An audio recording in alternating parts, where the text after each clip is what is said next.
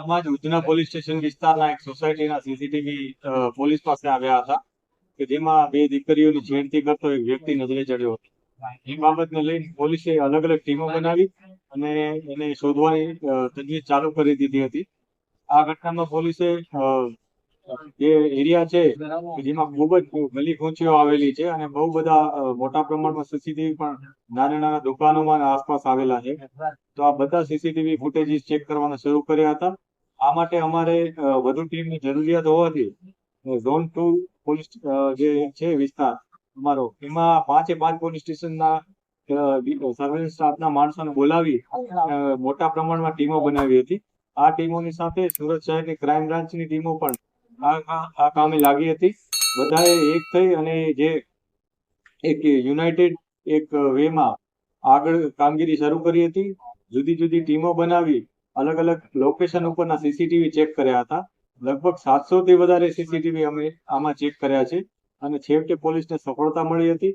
જે આરોપી છે એ ચાલતો જતો હતો સીસીટીવીમાં અને જે નાની નાની ગલી કૂંચીઓ છે એમાં અલગ અલગ વિસ્તારમાં ફરતો રહેતો હતો. એને સતત ફોલો કર્યા હતા અમે અને સતત ફોલો કરી અને છેવટે આરોપી સુધી અમે પહોંચી શક્યા હતા. આરોપી છે એનું નામ નઈમુદ્દીન ઉર્ફે અરમાન અબ્દુલ જબ્બાર છે. એ પોતે 19 વર્ષનો છે, મજૂરી કામ કરે છે અને ઊન પાટિયામાં રહે છે. આરોપી અગાઉ આ પ્રકારના કોઈ હરકત કરી છે કે નહીં, અથવા આ પ્રકારનો કોઈ ગુનામાં સંડોવાયેલો છે કે નહીં, અથવા અન્ય કોઈ ગુનામાં સંડોવાયેલો છે કે નહીં, એ તમામ તપાસ પોલીસ કરી રહેલ છે. જે નજરે જોનાર લોકો છે એના સ્ટેટમેન્ટ પણ અમે લઈ રહ્યા છીએ અને આરોપીને કાયદાકીય રીતના કડકમાં કડક શિક્ષા થાય ને જે દીકરીઓ છે એ લોકોને ન્યાય મળે એ માટેના અમારો પૂરો પ્રયાસ છે અને ઇન્વેસ્ટિગેશન પણ એ જ રાહે અમે આગળ વધારીશું. સાહેબ, 24 કલાક ઉપર એક પણ અધિકારી ઉગ્યો નથી. કઈ રીતની કેટલી ટીમ બનાવી હતી, કઈ કામગીરી કરી? આ જે ટાસ્કિંગ હતું અમારા માટે જે આરોપીને પકડવાનું, એ ખૂબ જ મોટું હતું. કેમ કે જે આરોપી હતો એ લગભગ 24 કલાક પછી એની વિગતો અમારી પાસે આવી હતી. કેમ કે 24 કલાક પછી આ વિડીયો પોલીસને આપવામાં આવ્યા હતા. એના પેરેન્ટ્સ પણ અથવા એમના જે ભોગ બનનાર હતા એ લોકોએ શરૂઆતમાં કોઈ જાણ નથી કરી, જેથી પોલીસે પોતાની રીતના આગળ વધી અને એમનો સંપર્ક કરી અને આ સીસીટીવી મેળવી અને આગળની કામગીરી શરૂ કરી હતી.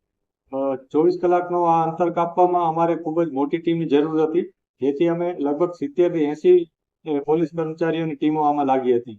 જેમાં અમારા ઉધના પોલીસ સ્ટેશનના બંને પીઆઈસીઓ, આખો સર્વેલન્સ સ્ટાફ, આ ઉપરાંત ગોડાદરા, લિંબાયત, સલાબતપુરા અને ડિંડોલી આ અન્ય 4 પોલીસ સ્ટેશનના સર્વેલન્સ સ્ટાફના માણસો આમાં જોડાયા હતા. આ ઉપરાંત વધુ મદદ માટે સુરત શહેરની ક્રાઇમ બ્રાન્ચની ટીમો પણ આમાં જોડાઈ હતી. આજે સીસીટીવી ફૂટેજ ચેક કરવાના હોય છે એમાં આરોપી નાની નાની ગલી કૂચીઓમાં ફરતો હોય એટલે ઘણીવાર ટાઈમિંગમાં પણ ઇસ્યુ થતા હોય, એટલે એને અમે સતત ફોલો અપ કરી એને નેરો ડાઉન કરી અને છેવટે આરોપી સુધી પહોંચ્યા હતા. આરોપીને આઈડેન્ટિફાઈ કર્યો, એને એ કોણ છે એ જગ્યા વેરીફાઈ કરી અમે, અને પોતે ઊન વિસ્તારમાં રહેતો હોવાથી ત્યાં સુધી પહોંચવામાં પણ અમને વધુ પડતો પ્રયત્ન કરવો પડ્યો હતો અને છેવટે અથાગ પ્રયત્નને અંતે અમને આ સફળતા મળી હતી. ગઈકાલે રાતના પણ અમારી બધી ટીમો લાગેલી જ હતી.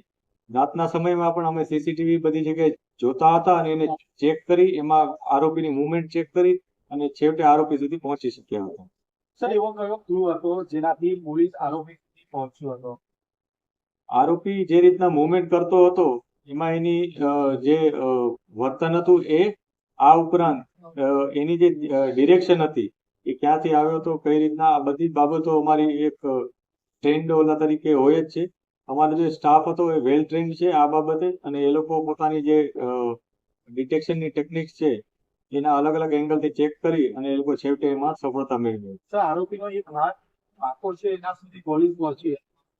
આ જે ઘટના છે એમાં અમે જે આરોપી છે એને થોડુંક મુવમેન્ટ પણ એ પ્રકારની હતી કે જે અમને જણાતું હતું કે એના હાથમાં કંઈક પ્રોબ્લેમ છે, જેથી એને ફોલો કરવો અમારે થોડુંક આસાન રહ્યો હતો. પરંતુ ખરેખર એને મેડિકલ ઇસ્યુ છે કે નહીં એ અમે તપાસી રહ્યા છીએ.